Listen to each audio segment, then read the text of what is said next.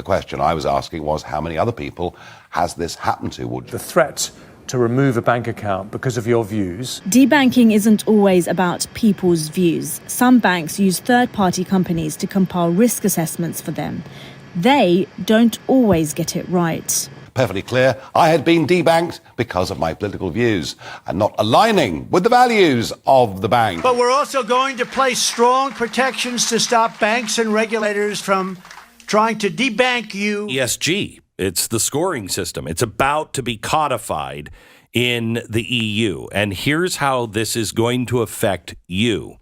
There are about, I can't remember what the standard is, but there's about 15 companies that will fall under this umbrella. Ford is one. McDonald's is another. Oh, it's way more than that. Is it? Oh, yeah. American companies? Yeah, oh, yeah. We're talking probably at least hundreds, probably thousands of American companies. I only saw lists of about 15. Okay, so here's how this is going to affect. And the insidious part of it is it just doesn't affect the company. It affects everyone in the chain of that company. So every company that drives a truck for that company, they're delivering the goods. Everybody that makes a widget for that company, makes paper for that company, whatever it is, every single company must be part of the ESG program, or they cannot do business with them. Now, let's just imagine McDonald's, and this is coming because Europe is adopting the ESG standards as law, mandatory. Mandatory. Yes. So every company that does business in Europe will have to adhere to those standards. So think about McDonald's.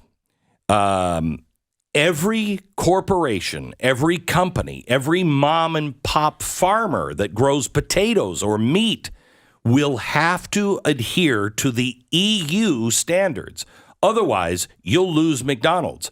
But it's not just that you have to grow them the way they want grown and adopt their, environmental and social justice standards, but even the potato farmer, anyone who supplies him also has to abide by ESG standards. The tentacles of this thing will change America just because we do business with the EU. Yes.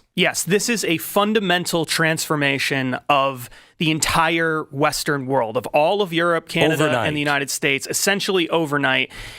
They've already moved it through. There's sort of three bodies in the European Union that are involved in lawmaking, and it's already been approved by all three of them in some degree. Right now, they're just trying to figure out how do we reconcile our slight differences. I've looked at all of them. They're all basically the same with just small changes. And you're exactly right. The way it works is large companies that operate in Europe, which is basically the vast majority of large companies in the United States, have a certain amount of revenue in Europe. That means they have to adhere to the ESG system, which means they have to impose it on everyone in their entire supply chain globally, no matter who they are, where they work, how large they are, etc. And if they don't have an ESG score for that company, because the company's like, I'm not doing it, they cannot buy the products. So the score has to be done in America.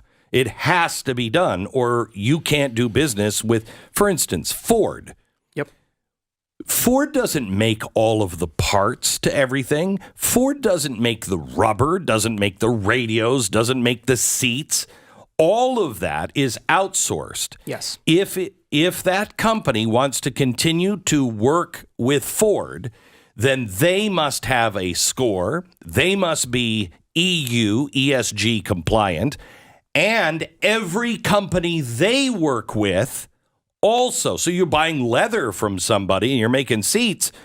That leather company, if the leather is working with a farmer to get the raw leather, that farmer has to be ESG compliant. You could just be the transportation company that transports the leather to the factory. I'm so politicized. BlackRock is the police of this ESG movement. BlackRock is coming under fire from so many different directions. Larry Fink calls it stakeholder capitalism. Conservative critics call it woke capitalism.